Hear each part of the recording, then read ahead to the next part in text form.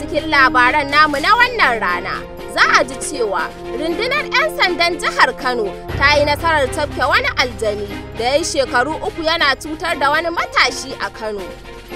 Gwamnatin Kaduna ta yi fata-fata da ginin wani hotel da aka gina don yin bidalar nuna tsiraici. Sannan za a ji cewa wani ɗan kishin ƙasa daga ƙaramar hukumar Bichi, Abdul Fattah Baba Yaro, ya miƙa wasu matasa tallafin kuɗi naira 150,000. Wannan da sauran batutuwa duk za su zo a cikin labaran.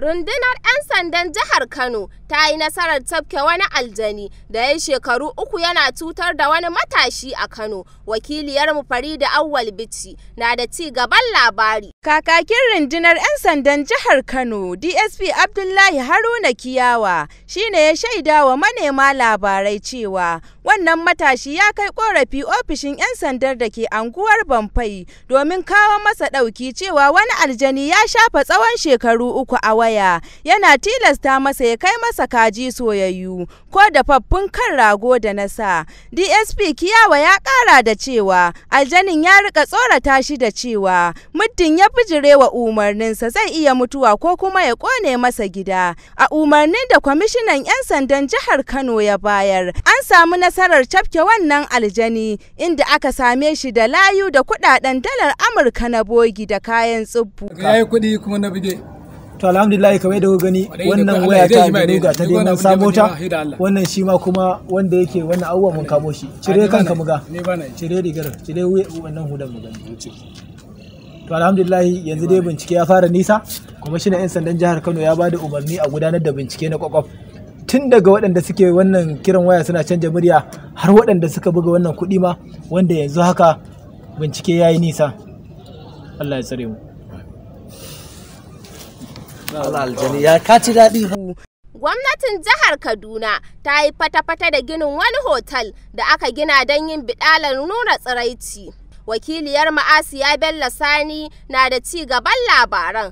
Mai taimakawa gwamnan jihar Kaduna kan kafofin watsa labarai Abdullahi Yunusa Abdullahi ya tabbatar da rushewar gidan, inda ya ce rushewar ya biyo bayan rahotanni da bincike. Hotel ɗin an gina shi ne domin nuna badala da nuna tsiraici. A makon nan ne rundunar 'yan sandar jihar Kaduna ta damƙe wasu matasa da suka yi niyyar gudanar da wannan badalar a cikin hotel ɗin. Mai rahoto Asiya Bello Sani daga BRTB Bichi Radio and TV. Wasu matasa daga ƙaramar hukumar Bichi sun sami kyautar kuɗi naira 150,000 daga hannun Abdul Fattah Baba Yaro, sabuwar Bichi. Prince Abdullahi Yusuf Bichi, kakakin muryar talaka, shine ya tabbatar da wannan labari a wata ziyara da suka kawo BRTB. Wannan kuɗi da kake gani nake miƙa waɗannan matasa a matsayina na kakakin yaɗa labaran talakawan ƙaramar hukumar Bichi. Ina miƙa musu ne a bisa taimako da wani bawan Allah wanda muka ta kiraye kan waɗannan matasa, an taimake su, an ba su kayan caji da waye, amma babu kuɗin da za su ja jari. Wannan bawan Allah haziƙin mutum da Allah ya kawo mana ƙaramar hukumar Bichi mai suna Abdul Fattah Baba Yaro, sabuwar Bichi, mutumin kirki, mutumin arziki, wanda ya taimake su, ya turo da kuɗi yau da sassafe a cikin akawun ɗina domin a tallafa waɗannan matasa. Alhamdulillah ina godiya, ba zan taɓa manta da wannan abin arziki da yin ba. Still gashi yanzu ya ɗauki kuɗi naira 50,000 ya bani in je in dogara da kaina da sauran abokanai na. Hakika muna godiya, ubangiji Allah kawo babban rabo, muna godiya, Allah saka mai da alkai. Mutum bi ni ma godiya da Sani Igwe Tana, wanda shine ba mu kwantenoni wanda za mu yi caji mu dogara da kanmu. Sannan kuma aka zo wasu daga cikin abokananmu wanda suke zuwa suna mana fatan alkhairi sun yi postin akan ba taimake mu ba. Shi kuma wannan bawan Allah ya gani already da mun shi ya saba taimakon. Magana ta gaskiya ni ba wai iya wannan abin ya taɓa min bani kenan, ya babban kuɗi, ya babban abubuwa sosai mun danyi abubuwa tare da shi na alkhairi, kuma gaskiya wannan halin shi ne, aikin shi ne, da mun ya riga ya saba. Ubangiji Allah ya saka mai da alkhairi, Allah kuma ya kawo mai babban rabo, kuma muna mai fatan alkhairi, kuma muna godiya sosai. Iyayenmu ma, Muhammadin iyayenmu da yan uwanmu da abokananmu duk sun ce a mai godiya. Ubangiji Allah ya saka da alkhairi, Allah ya kawo babban rabo.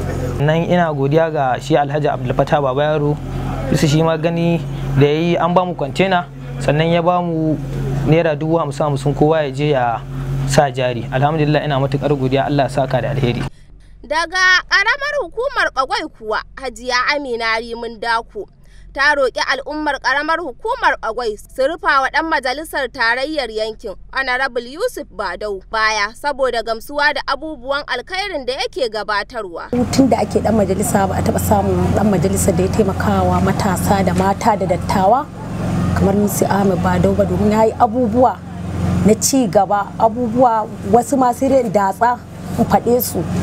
Farko ya ba da motoci daga ma'aikatan lafiya kenan ɗiban marasa lafiya. Sannan na biyu akwai matasa da ake ɗiba na kan akwati duk wata ana ba su naira 10,000.